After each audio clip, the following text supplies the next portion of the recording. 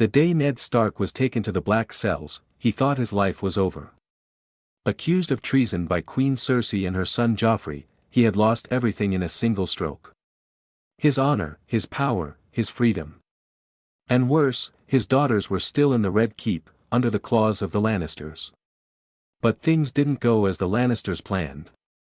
Varys, the spider, came to him one night. He spoke quietly through the bars of Ned's cell, his voice smooth and sharp like a dagger wrapped in silk. "Lord Stark," he said, "there is someone who still believes in honor. Someone who is ready to take the throne that is his by right. Stannis Baratheon." Ned looked up with tired eyes. "Stannis? He won't bend." "No," Varys agreed, "but he will fight. And he needs someone like you. Someone he can trust. He's willing to offer you a deal. Come serve as his hand, and he will see your daughters return safely. Justice for Robert. Justice for you." Ned didn't trust Varys, but something about the offer felt real. Maybe it was because Varys wasn't smiling for once. Or maybe it was because Ned knew the truth about Joffrey's birth, the truth Stannis already had in his hands. The truth that made Joffrey an illegitimate king. Days later, with the help of some gold cloaks who had not yet sold their loyalty to the Lannisters, Varys smuggled Ned out of the dungeons in the middle of the night. Disguised as a dead man on a cart, Ned left King's Landing behind, alive, but changed. He met Stannis at Dragonstone. The castle stood dark and cold above the sea, its towers shaped like dragons, its halls full of echoes. Stannis was colder than the stone itself, thin, grim, and full of fire in his eyes. By his side stood a strange woman in red robes, Melisandre. Her eyes burned like coals, and she spoke often of the Lord of Light, of flames and destiny. Ned didn't like her. He didn't trust her. But it was Stannis who mattered. "I do not ask for your love, Stark," Stannis said, standing in his war chamber before a table shaped like Westeros. "I ask for your sword. You know the truth. You know I am the rightful king. Serve me as my hand, and we will burn the lies out of the realm." Ned bowed his head, heavy with doubt, but he knew what had to be done. "I will serve," he said. "But my honor stays with me. I won't lie, I won't betray. Not even for a throne." "Good," Stannis said. "I want a man of honor. Not another snake." So it began. Letters were sent across the realm, carrying the truth of Joffrey's birth. That he was not Robert's son, but Jaime Lannister's. The words were like wildfire. Some laughed. Some wept. Some rose up. War was coming, and the realm knew it. At Winterfell, Robb Stark read the letter with shaking hands. His father was alive. Not only alive, but now the hand of King Stannis. It was a miracle. But the North was bleeding. The Lannisters had taken his sisters. They had cut off Ned's head, or so they claimed. The banners had already been called. The young wolf was marching south. But now the game had changed. As Ned stood beside Stannis, he began to see the danger not just from the Lannisters, but from the fire that burned inside Stannis. A fire lit by Melisandre. She spoke of a great war beyond the wall. Of a darkness that would cover the world. Stannis listened. And so did Ned. Because deep in his bones, he felt it too, the cold winds rising in the north, the stories old Nan told, the white shadows in the snow. The true enemy might not wear a crown. But before they could fight that enemy, they had to take back the throne. And so the ravens flew. The armies moved. And Ned Stark, a man who never wanted power, was now at the heart of a new war, with the fate of Westeros hanging in the balance. The cold wind hit hard at Dragonstone, but the fire burning in Stannis' war room was fiercer. Men moved across the map table, names, armies, traitors. Every piece had to be placed just right. One wrong step, and the realm would bleed forever. Ned stood silently near the carved table shaped like Westeros, staring down at King's Landing. That cursed city had nearly swallowed him whole. His daughters were still there. Sansa, promised to that boy King Joffrey. Arya, missing. No word. No clue. He tried to stay calm. He had to. For them. Stannis leaned over the map, fingers tapping near Storm's End. Renly is calling himself king now, he said bitterly. My own brother. He's taken the Tyrells into his lap like a whore. He thinks flowers and songs will win him the Iron Throne. Ned had never liked Renly's smile, too charming, too smooth, but war between brothers. It felt wrong. There's still time to talk to him, Ned said. He's your blood. Stannis's eyes narrowed. I have no brother. Not anymore. He chose glory over loyalty. Melisandre saw it in the flames. He will fall. Ned hated the way Stannis listened to that red woman. She stood in the shadows, always watching, always whispering. She smiled when Stannis spoke of fire and death. She smiled when people screamed. But Ned couldn't ignore her completely. Not after what she did. One night, she stood before the fire in the main hall and whispered a prayer in a tongue Ned didn't know. The flames twisted, turning red and gold, then black. In the fire, Ned saw something he would never speak of. His face, on a spike, and a throne behind him dripping blood. He turned away, shaking. That wasn't real, he muttered to himself. But deep down, something was cracking. The world was changing. Meanwhile, Stannis prepared for war. He sent ravens to the Stormlands, to the Riverlands, even to the Vale. But the lords were slow to answer. They were afraid. The Lannisters were still in King's Landing, and Renly had charm, gold, and soldiers. People wanted peace. Not justice. That made Stannis furious. He is weak, he said of Renly. He plays at kingship with his flowery sword and boys in golden armor. But I have the truth. I have the fire. Ned wasn't sure what was worse, the lies of the Lannisters or the fire in Stannis's eyes. Still, he stood by him. Because justice had to be done. Because Joffrey was not the king. And because his daughters were still prisoners. Then came the first betrayal.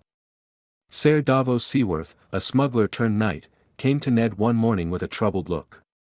My lord, he said quietly, Lady Melisandre, she's planning something dark. For Renly. Ned stiffened. What do you mean? Davos hesitated, then whispered, she asked me to sail her to a cave near Renly's camp. At night. No guards. No questions. Ned's blood ran cold. He knew what that meant. She means to kill him.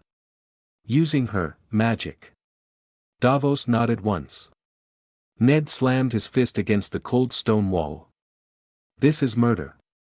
Treachery. He stormed into Stannis's chamber, voice shaking with fury. You mean to kill your brother with sorcery? That's not justice, that's cowardice. Stannis didn't flinch. Renly is a traitor. He's stolen men, land, and loyalty that belongs to the rightful king. Justice will be done. By fire or by steel.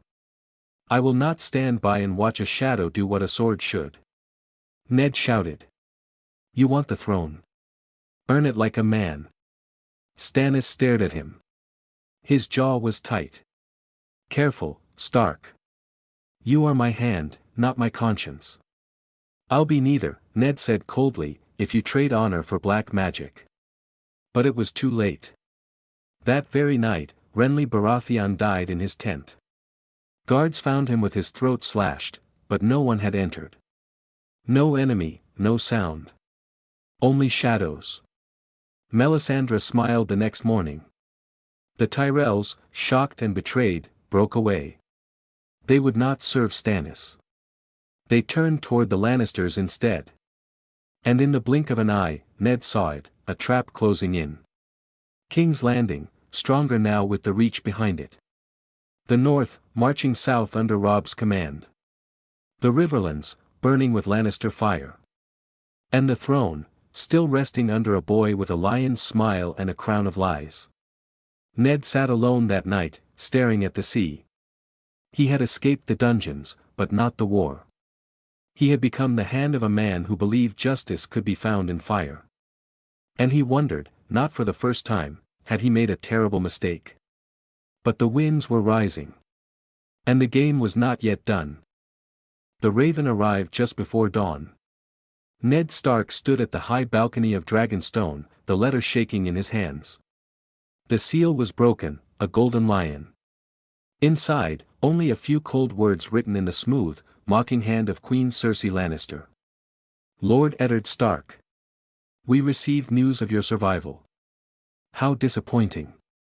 Your daughter Sansa remains a guest of the crown. Do not test our mercy again. Cersei Lannister. Ned crumpled the letter in his fist. Guest. That word made his blood boil. They were still holding Sansa like a pawn in some twisted game. And Arya, still no word. Every day without news was a dagger to the heart. He had to act. But with every step forward, the path twisted darker. Renly was dead, murdered by Shadow. The Tyrells, furious and frightened, had pulled back their forces and marched to King's Landing. With their banners, they brought food, gold, and men. Thousands of men. Enough to tilt the balance. Stannis' fury was quiet now, dangerous, like a wildfire beneath the surface. He stood longer by the fires with Melisandre, whispering, praying. Even Davos kept his distance. Stannis believed this war wasn't just about thrones anymore. It was about prophecy. About destiny. But Ned didn't care about gods or flames. He cared about justice. About his daughters. About saving the realm before it fell into madness. And madness was spreading. That very week, Ned received another raven. This one from the north, from Robb. Father. If this letter finds you, know that the north has not forgotten. We ride to avenge your name. The Lannisters will answer. We've taken the Whispering Wood. Jaime Lannister is our prisoner. We await your word. Ned stared at that line, Jaime Lannister is our prisoner. The Kingslayer. The man who pushed Bran from the tower. The man who started all this. If Jaime could be used, maybe Sansa could be freed. But there was a problem. Stannis didn't want to make deals. He wanted heads. He didn't care that Robb was his hand's son. He saw every Stark, every Tully, every lord not kneeling to him as another rebel. We marched to King's Landing, Stannis declared that evening, his voice like a hammer. We will burn the lies from the throne.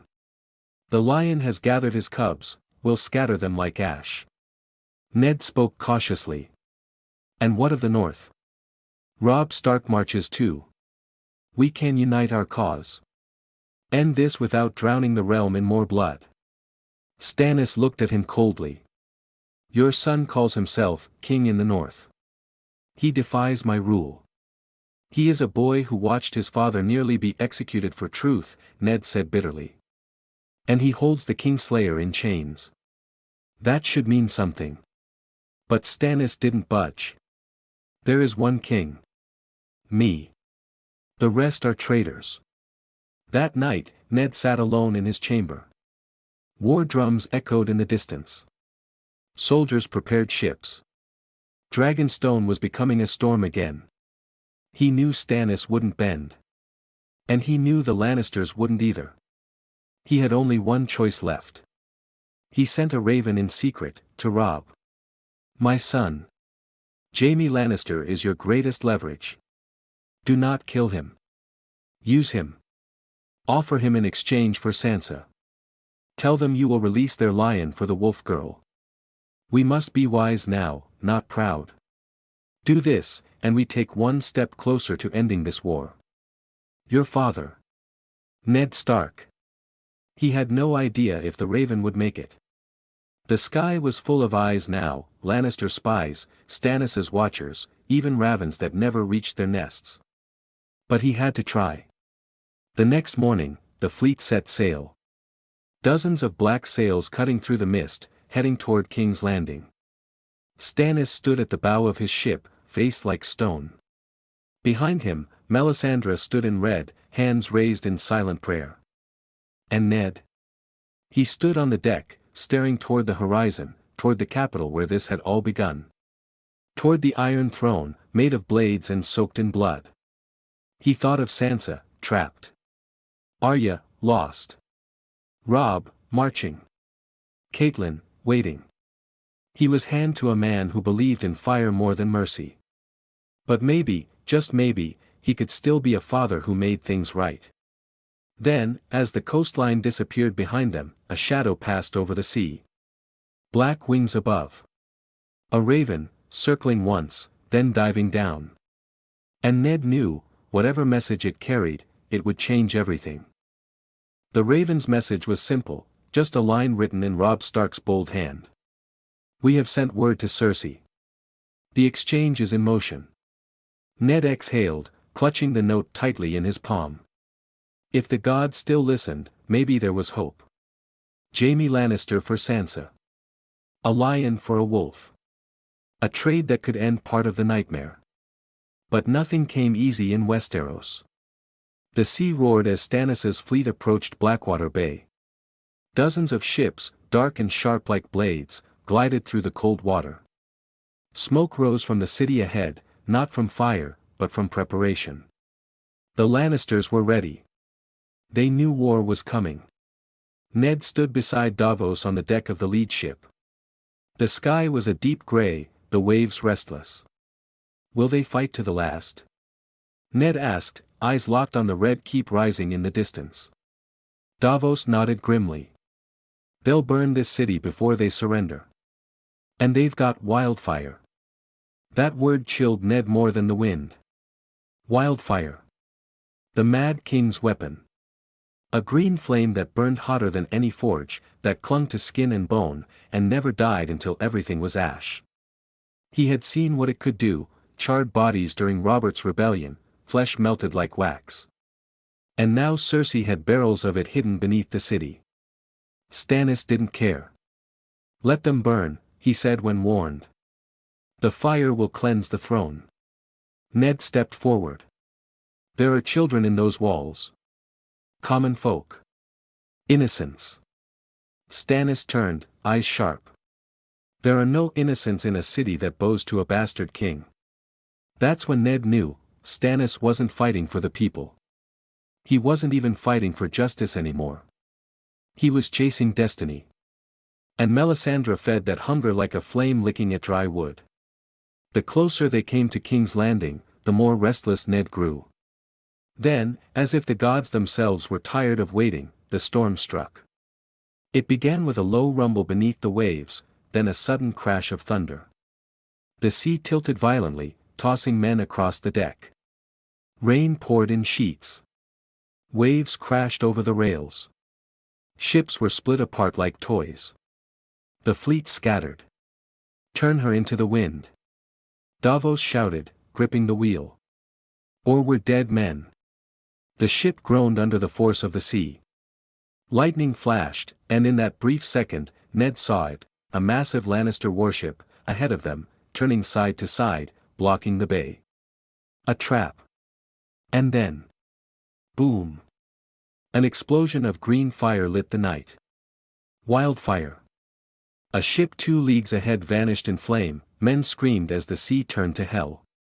The Blackwaters rigged. Davos shouted. They laid traps all through the bay. Another blast. Then another. Stannis' fleet was falling apart before they even reached land. Through the smoke and screams, Stannis stood at the front of the ship, gripping his sword like a man possessed. Forward, he roared. The throne is mine by right. But no one listened. The men were dying. Ships were sinking. The sea was on fire. Ned found himself thrown against the mast as the ship rocked. A burning sail crashed beside him. He crawled through smoke, coughing, eyes stinging. All he could think of was his daughters. Robb. Winterfell. Suddenly, Melisandre appeared beside him, her red robes untouched by rain. Her eyes glowed in the flickering light. "Do not fear the flames, Lord Stark," she whispered.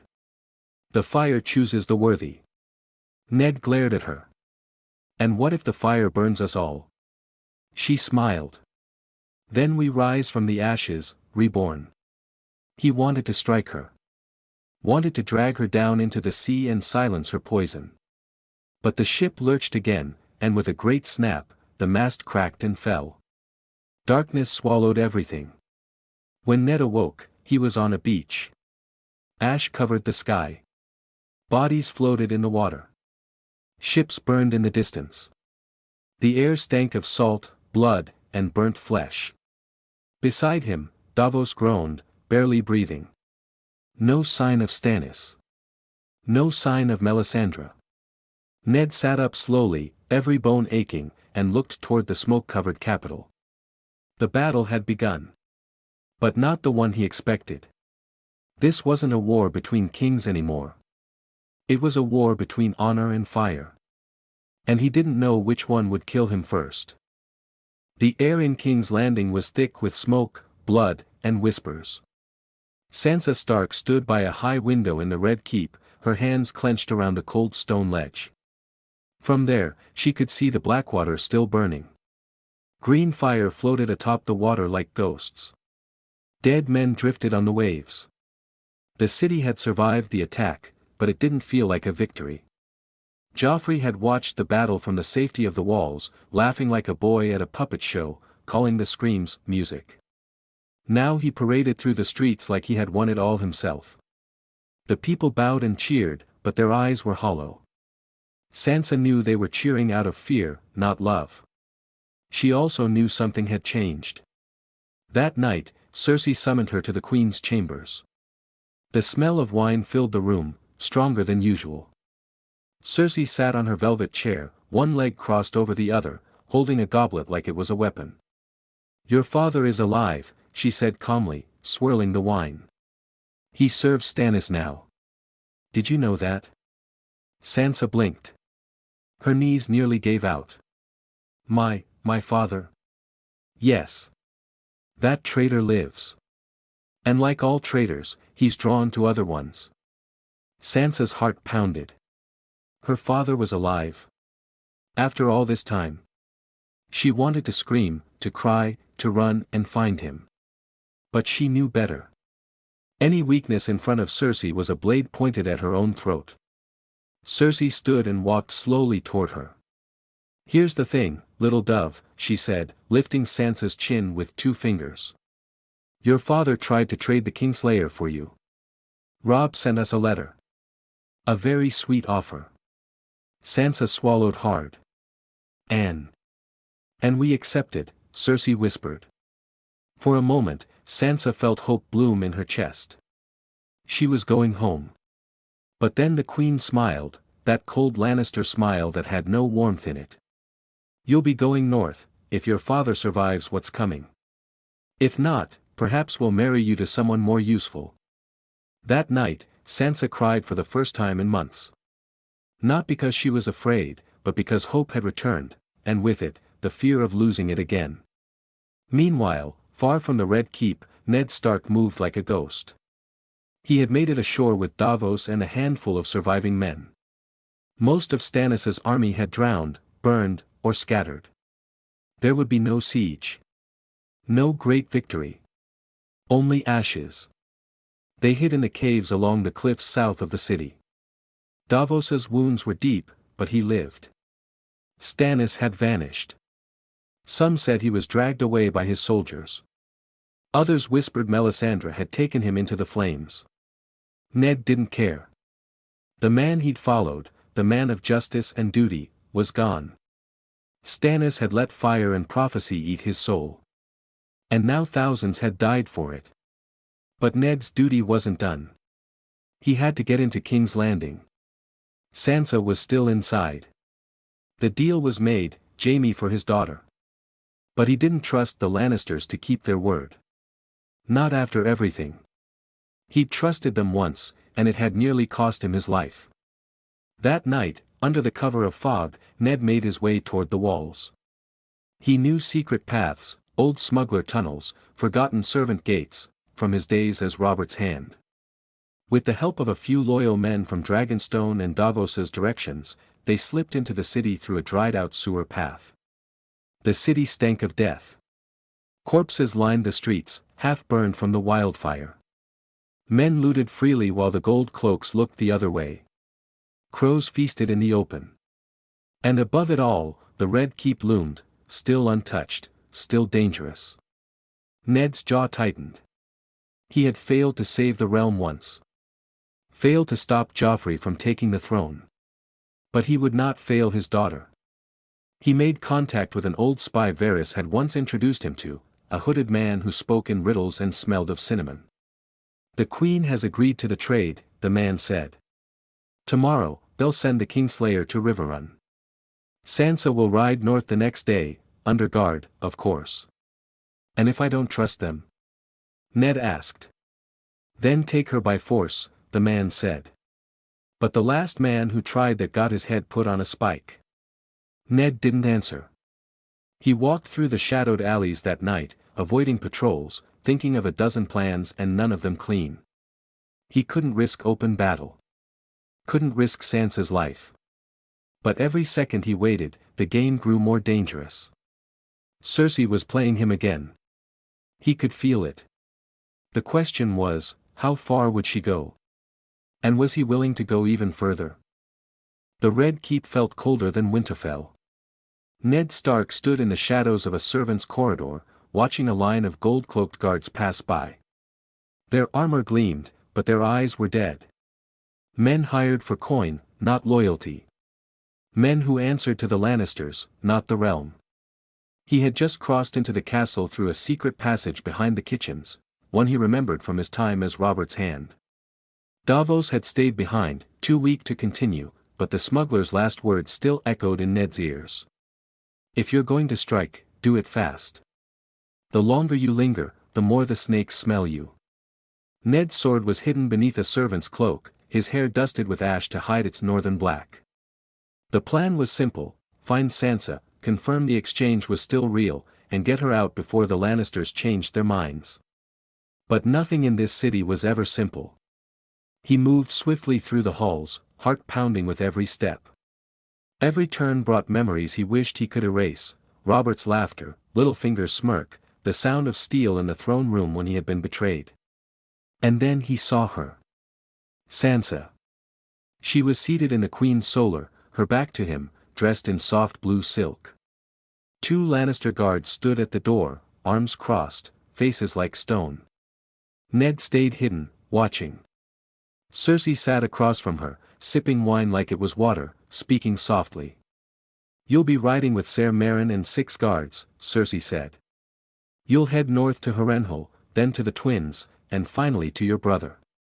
You should be grateful. We could have kept you here." Sansa nodded slowly, her face calm, but Ned could see the tension in her shoulders. She didn't trust them. She was his daughter, after all.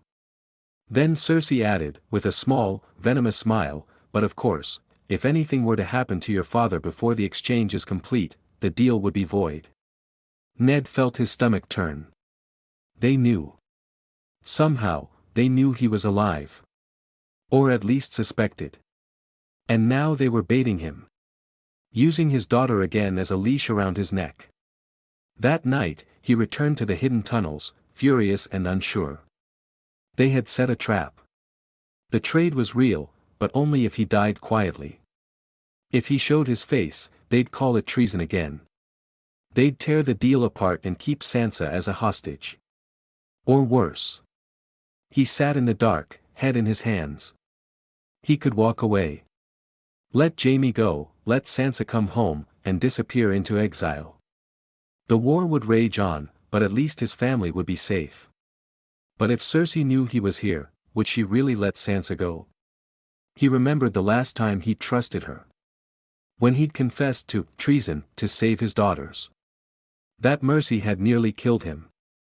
And mercy was weakness in King's Landing. The next morning, the city was tense. Lannister soldiers lined the streets. Word had spread fast: Ser Jaime Lannister had been released. He was riding west under heavy guard, heading toward Riverrun to be traded. Ned watched the gates from the shadows of a merchant's stall. Then he made a decision. He moved through the crowd, fast and silent, and slid a dagger into the pocket of a cloaked boy carrying a message scroll. Then he whispered. "Run to the Red Keep. Tell the Queen the Northern Wolf lives. And he wants his cub back." The boy looked at him wide-eyed, but gold in his palm made him run faster than questions ever could. By dusk, the city was humming with fear. Cersei's guards moved with urgency. Search parties flooded the streets. Whispers circled like vultures. Ned was now a hunted man, again. But this time, he had a plan. He sent one more raven, to rob. Delay the trade. The Queen intends to break her word. Trust no banner but the dire wolf. Your father. And then he waited. In the crypts below the city, where the Targaryens once buried their dead, Ned made his camp. It was cold and damp, but quiet.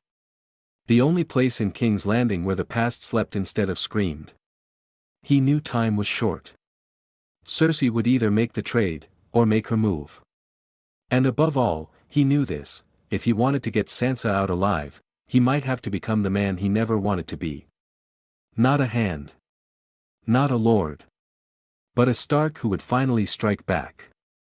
The bells rang just before sunset. Not for peace. Not for celebration. But for lockdown. King's Landing had become a cage. Guards doubled at every gate. The gold cloaks dragged carts through the streets, turning over barrels, knocking down doors. The Queen's spies swarmed the taverns and temples like rats smelling fire. And at the heart of it, the message Ned had delivered through that boy was now twisting in the Queen's hand like a dagger. The wolf is alive. Ned had forced her hand, and she wasn't going to play fair.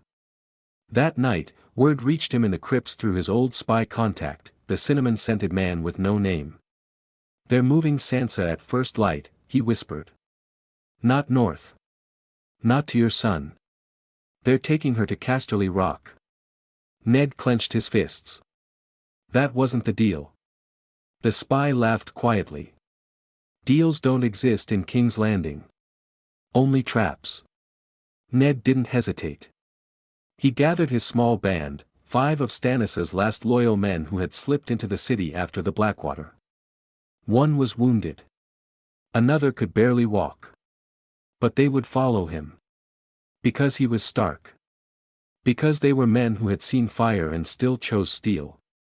"We move before dawn," Ned said. "We take her back."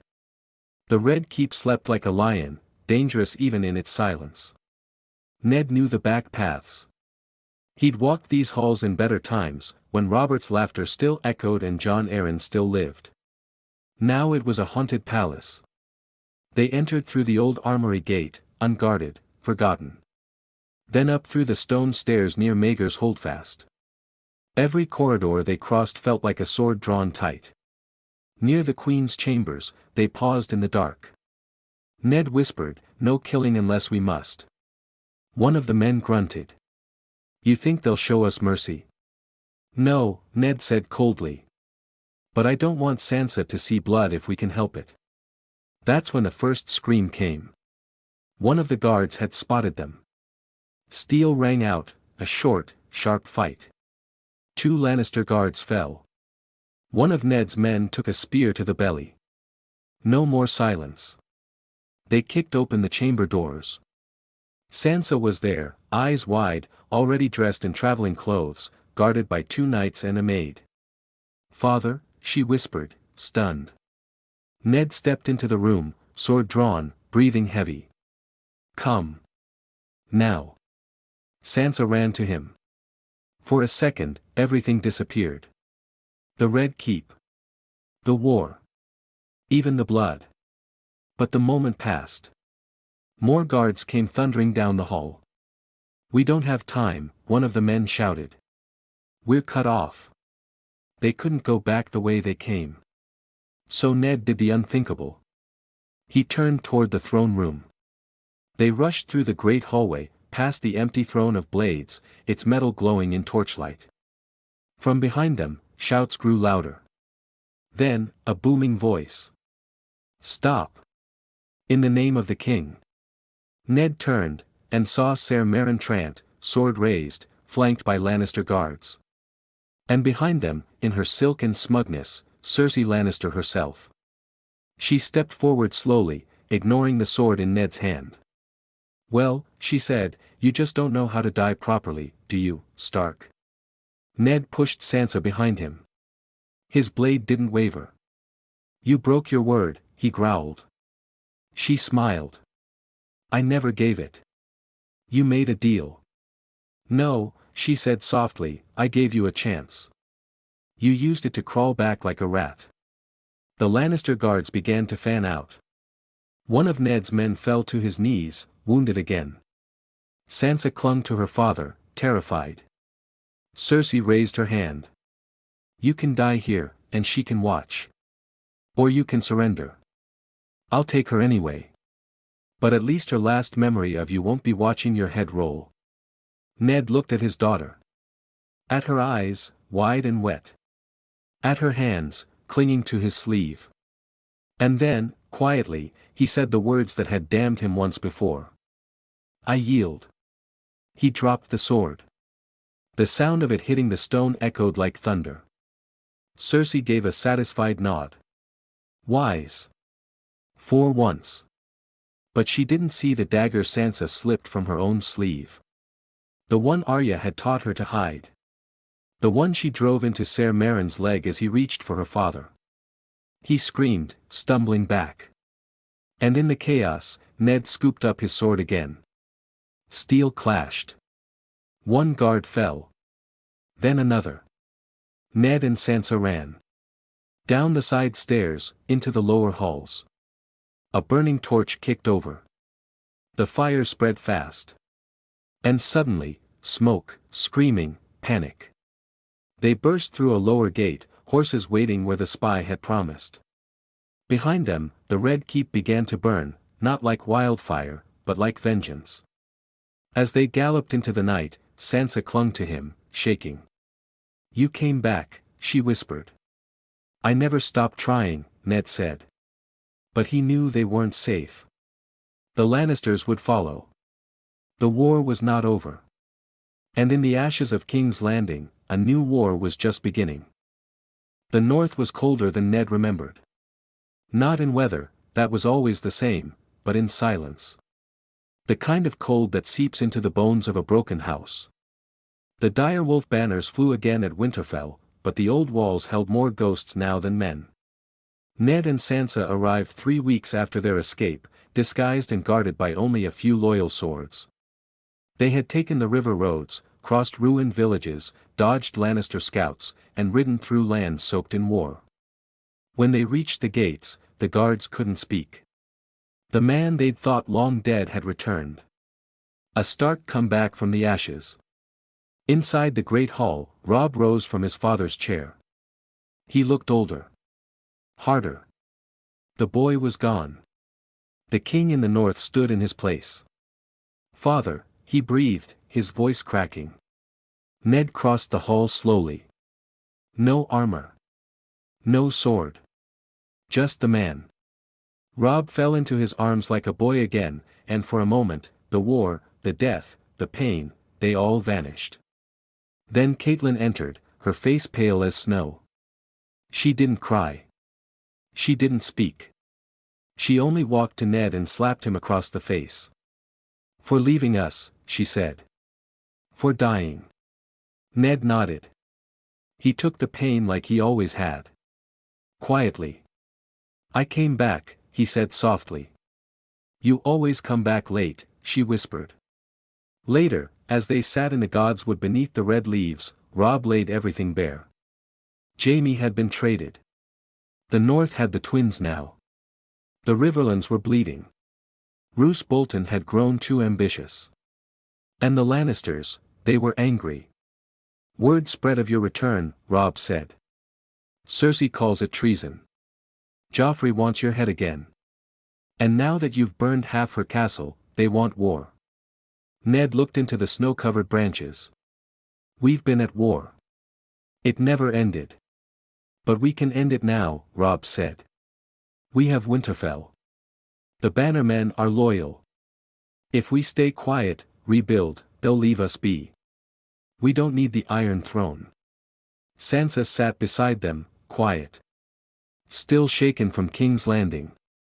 From the fear. The knives. The lies. But she spoke now, voice cold and clear. They'll never leave us alone. Not while the Lannisters rule. They'll come again. For me. For Arya. For Jon. For all of us. Ned looked between his children. They were no longer children. He knew Robb wanted peace. That his heart was tired of death. He also knew Sansa was right. The Lannisters would not stop until they ruled every shadow. So he made his choice. That night, Ned Stark called his bannermen to Winterfell. He stood before them, older, worn, but standing tall. The wolf who had survived fire and shame. I did not seek vengeance, he told them. Only justice. I served Robert. I served Stannis. I broke myself to keep this realm from burning. But the realm burned anyway. He looked out at the faces before him, Karstark, Manderly, Reed, Glover. I am done kneeling, he said. Gasps filled the hall. Robb stood beside him, unsure. Ned looked at his son, firm. You are king in the north. I do not challenge that. But I will not ask for peace while lions feast on my children. Then he raised his sword, ice, reforged after all this time, gleaming like frozen judgment. We march south, he said. Not to win a throne. Not to wear a crown. But to end this. Once and for all. As winter deepened, ravens flew from Winterfell to the Riverlands, to the Vale, even to Dorne. The message was the same. The wolf has returned. And this time, he bites. Allies began to stir. The Vale, long silent, raised banners for the Starks after word spread that Arya had been found alive, wandering near the Eyrie, wild and fierce. Jon Snow, now Lord Commander of the Night's Watch, sent word that the Wall had seen movement. White shadows in the woods. Something darker was coming. The realm could not survive division. The North rose, not just for power, but to cleanse the rot. And in King's Landing, Cersei watched her walls burn from the inside. Sansa's escape had humiliated her. The court murmured. The people grew restless. Tywin's patience was thinning. Even Joffrey had begun to question her rule. She received the raven from Winterfell in silence. Then she burned it to ash. We'll see how long wolves last when the lions roar, she whispered. But deep in her heart, she feared something she never had before. Not dragons. Not rebels. But a father with nothing left to lose. And a daughter who had learned how to survive in the shadows. As the snow fell harder and the war drums echoed through the north, Ned Stark walked the battlements of Winterfell one last time. He looked out at the storm. And for the first time in years, he smiled. Because winter had come. And this time, it belonged to the wolves.